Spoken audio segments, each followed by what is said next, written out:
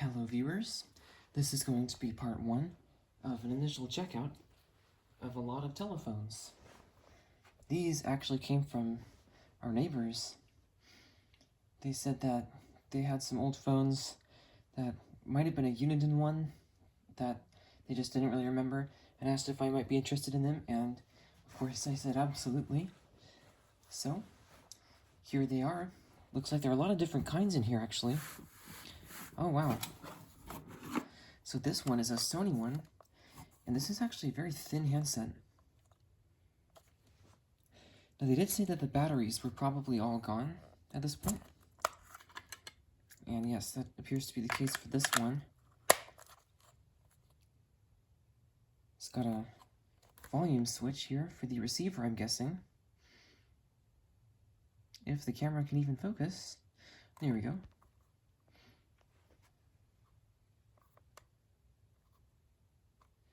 Antenna's a bit dirty, but I might be able to clean that up. So it looks like a pretty neat phone. Very basic one, but it's also a nice and old telephone, and this is the Sony NP1000. And I think this is the base.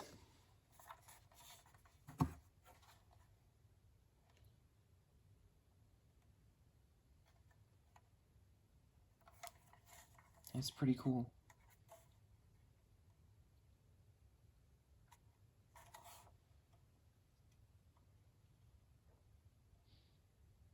Not seeing an indication of a date code on here.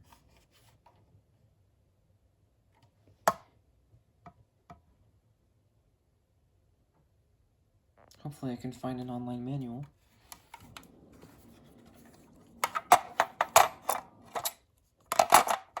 Unfortunately, it's in permanent wall mount mode. But there you go. And it doesn't even feel like the antennas are sticky yet. That's nice. Alright. Next, there's this, which appears to be, what is this? RJ45 cable, I think? And there's some more. And this actually is only using some of the connections. Here we go with the focusing again. Okay. And we have an old IBM computer mouse that actually looks pretty old. It's a ball one. And again, I don't really see a date code immediately on here, but I am in need of a new mouse, so it might be worth it to test this one. Oh, except it has this kind of, gosh, I forget what this is called, but this is a 6-pin circular plug. My computer, unfortunately, doesn't work with those. And there's another one. This is a worn-off brand.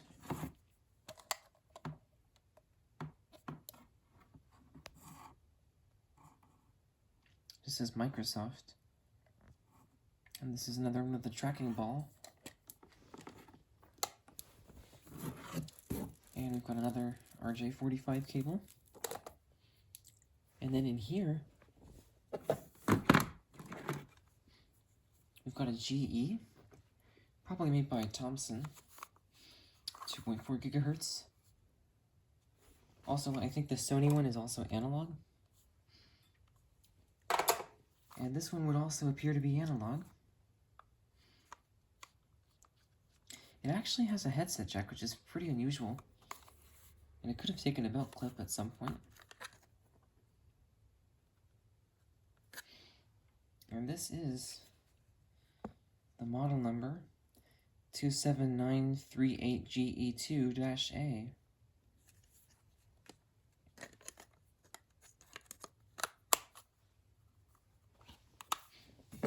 And it looks like this is the base for it. Unfortunately, the antenna is broken, but it actually appears to be right here.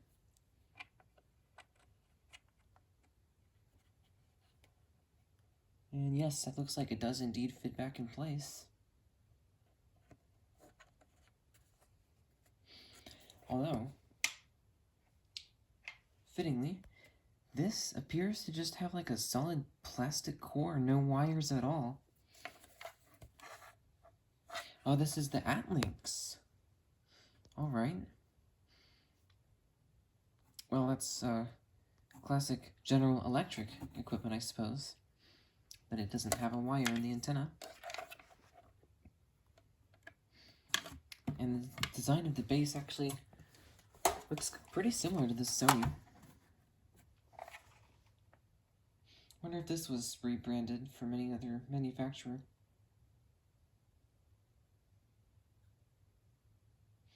No, it doesn't look like it right now.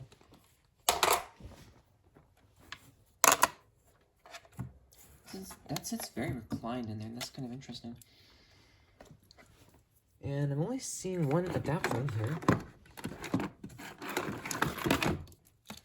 But this is probably for the last phone in here.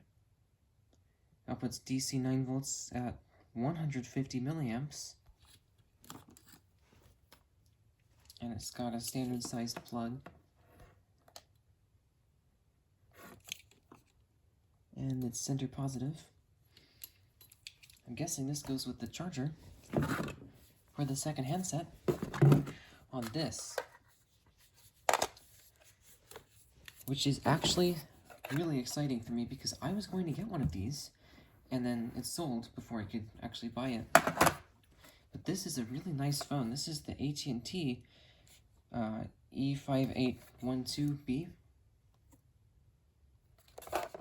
And unfortunately it doesn't have the wall mounting bracket, but I believe I have one that would work with it. Unfortunately it's in the white. It's not there. Here it is. This base design and general handset design was pretty common in this era. So chances are this bracket should just fit on.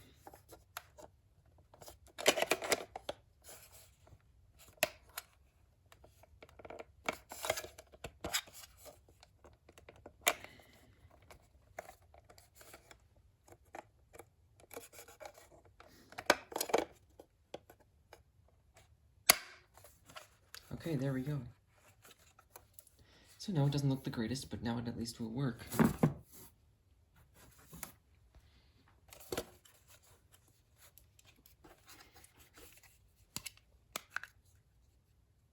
No battery. It's got a headset jack.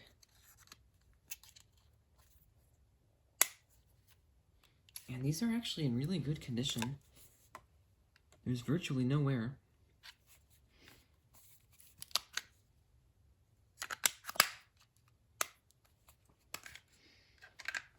So, then lastly, I don't even know what this is. Some kind of proprietary looking connection on one end and a 2.5mm jack on the other. An adapter that gives out an RCA output along with the, what is this, a 7-pin plug? And this, which is, I think that's an F-type coaxial push-on connection. And then, of course, RJ45. And this, oh, I can't remember what this one is.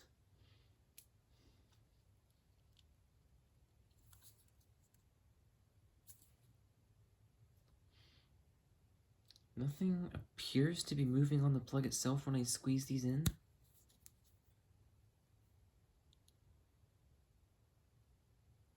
So I don't know what that does.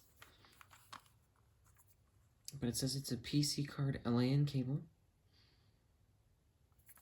So there we go, there's that.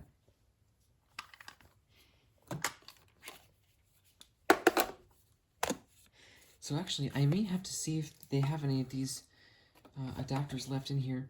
I highly doubt that this one that was in here would be for this base. And that already confirms it.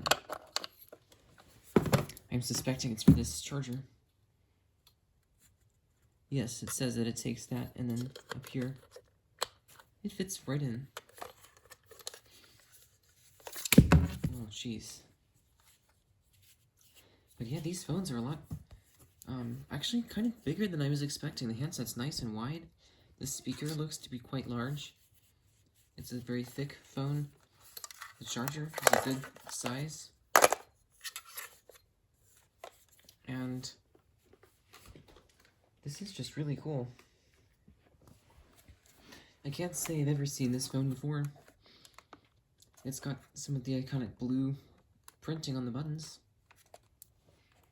And I have kind of wanted to get an Atlinks or Atkins product, because currently my only two General Electric branded devices are both made by the Thompson. Also, it looks like this had the ringer off initially, or originally. And with the Sony, I don't think there is a way to turn it off. This must be for the earpiece. So yeah, I may have to see if they have any of these adapters still somewhere, but this is really cool. And it's really nice to get one of these, actually, because like I said, I've been looking forward to these for a long time, and then it turned out that someone had already ordered them. But now I actually do have these, and these are even for free. All of these, which is incredibly nice.